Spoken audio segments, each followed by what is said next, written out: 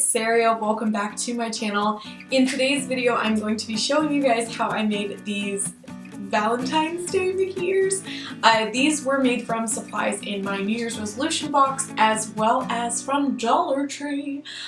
So these little fluffy things are actually keychains from the Dollar Tree. I did show them like a year ago in a shop with me I did with Allison over at Pixie Destined Parenting. So I'll go ahead and link that video in the description box below and in a card above if you're interested. But this tutorial is super simple. If you know how to use a hot glue gun, then you're all good. There is no sewing involved. So without further ado, let's jump into the tutorial. Okay guys, so like I said, we're going to start with these two little fuzzy keychains. I got these from Dollar Tree and they're on one of those little like separate racks near the register usually. I did pick up two in pink and then they did have some other colors. I also am going to be using this lace trim, a 1-inch headband, which I'll have linked in the description box below, and then this Valentine's Day fabric from Hobby Lobby from a couple years ago. This was in my New Year's resolution box, but they do have fabric that you could get at Dollar Tree, be it by cutting up a scarf or a towel or whatever it is. You'll also need a hot glue gun and some hot glue sticks. Now this little spot, don't worry guys, it was just like a little purple pom-pom that got stuck inside the keychain. Did kind of freak me out when I first saw it though. But the first step is just going to be removing the keychain part of this. So I'm just taking some scissors and snipping the little string that attaches it to the keychain. You will probably get off a little bit of the fur, but it's not really that big of a deal. And then I even saved the little keychain parts because you never know, and Lord knows crafters are hoarders, so. And then once I have these, I'm just kind of bending them. They do shape, but I do want to tell you guys there were a couple broken ones inside the box when I bought these, so be careful when you are bending them not to break them.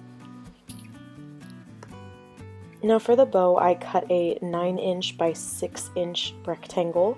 I am making this bow on the larger side from what I normally do because I wanted it to be bigger.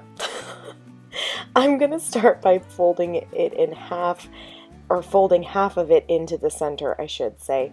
I am not going to be sewing this bow. I am doing a no-sew method, so I'm just putting a little dot of hot glue on the corners, and then I'm going to fold the other half into the middle and press it down into that hot glue. Now, because we're using that lace trim, all of this fraying on the side is actually not going to be seen, and it's not really going to matter. So you can of course trim it off, but I'm just going to cover it up. So I'm taking that light pink lace trim. This is a trim I got from Hobby Lobby a while back, again from my New Year's resolution box because I am not spending money currently. And I'm laying down a line of hot glue, and then I'm just going to firmly press down this trim onto the edge.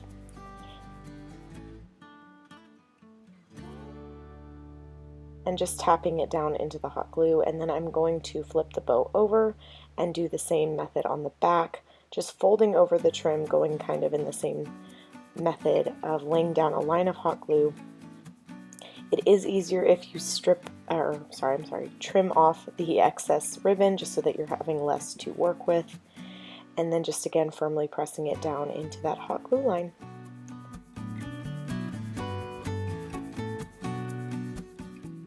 And then I'm going to flip it over and do the exact same thing on the other side.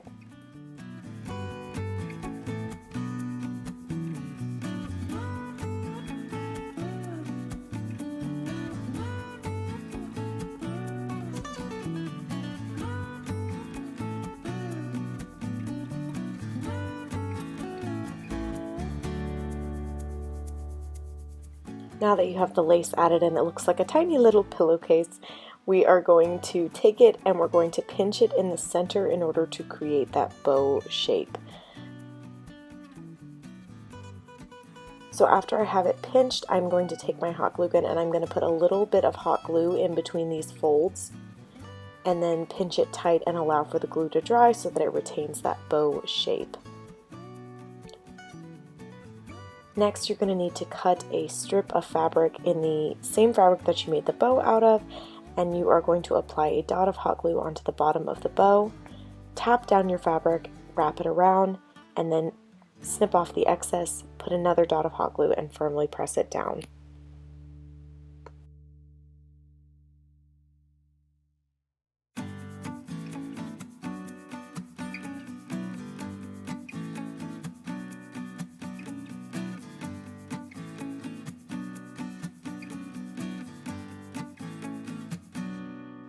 And that pretty much does it for the bow.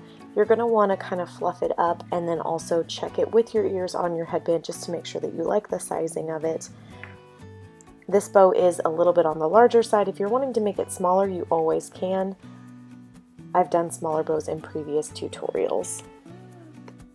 For this next part, we're going to be covering up the headband. I cut a strip that was 16 inches long and 3 inches wide. It did end up being quite large. It was larger than I needed, so I think I would probably next time do 2 inches by maybe 16 inches was perfect, but the width was quite large. So I'm starting out by putting a dot of hot glue on the bottom of the headband, folding over the fabric, and then rolling the headband onto the rest of the fabric. Then I'm going to snip the end into kind of a point. This is much easier to hot glue down. So after tapering this edge, I'm going to do the same thing. I'm going to put a dot of hot glue and then fold over the fabric. And now I'm going to go in and hot glue down one side at a time. It is very important that you do one side at a time because you want them to lay over each other correctly. So I am trimming off some of this excess because I already know that I have way too much fabric on my headband, and it is kind of hard to maneuver and work with when you have too much. So again, I would probably do a 2 inch by 16 inch strip next time. The width of this headband does taper, so basically the very top of the headband is the widest part.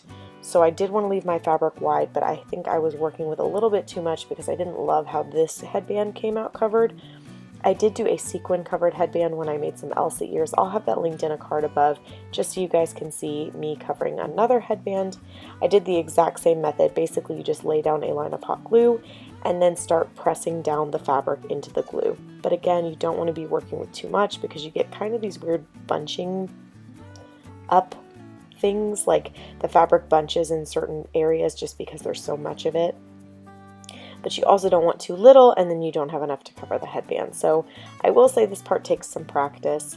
Just go slow, try not to rush, and don't burn yourself, as always. Continue down the headband, just laying down another line of hot glue, this time probably a little bit over the top of the fabric you first laid down.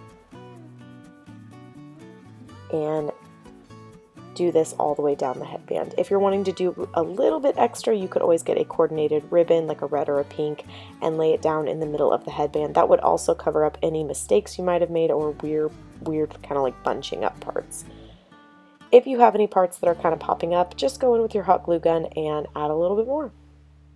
So next I'm going to use my spacing template. I do have this linked in the description box below if you're needing it. Lay it down onto the template, your headband, and then your ears. And then I started the first one by applying hot glue directly to the headband and then firmly pressing down the ear. It did attach a little bit better this way, but we are going to be reinforcing these, which I will show you in a moment. And then firmly hold down the headband until it is totally dry. Now for the second ear, I applied the hot glue to the bottom of the actual ear just to see which method worked better, and this one did end up a lot floppier on the headband. So again, if you're going to be making these ears, I would suggest putting the hot glue directly on the headband. Now by only hot gluing, this is what they looked like. Not great. So I found this, what is this stuff called? I don't know. It's not ribbon. Bias tape. I think that's what it's called, but you can use a pink ribbon. This is just what I had on hand that matched the fabric and the ears, and I'm adding a little bit of hot glue and gluing it down to the bottom of the ear and then very, very firmly wrapping it through the loop, like the hole in the center of the ear. This is just to reinforce it a little bit and make sure that it is staying nice and tight to the ear. I did not loop it more than once. I literally just put it through one time and added hot glue, and then added another dot and firmly pressed down what I had left. This just provided a little bit of reinforcement to keep the ears where I wanted them. And that's pretty much all it took. Again, I ended up using bias tape not because it's better, but just because I am not spending money because of my New Year's resolution. And that's what I had. So now for the bow. Originally, I thought that I wanted to put it in the center of the headband like I usually do, and I did glue it down. Then I noticed that it kind of covered up the holes in the ears, which I liked that they kind of were like fuzzy donuts almost. So Even after fluffing it, I just wasn't happy with it, so I peeled it off before the glue had totally dried, and then I decided to do kind of this angled bow, which I thought was really cute, and I've never done anything like that on my channel before, so I thought it was just kind of a nice change of pace. And this way you could really see what these ears look like. That pretty much does it for this tutorial, guys. I really hope you enjoyed it. These ears are so fun and festive and just girly and feminine and all things that make me think of Valentine's Day. Thank you guys so much for watching. If you haven't already, please subscribe. I make regular Disney DIYs, especially Mickey ear tutorials. And I have a playlist of, I think, over 40 tutorials. If you are looking for different types of Mickey ears you can make, check it out if you're interested, and I'll see you guys in my next video. Bye.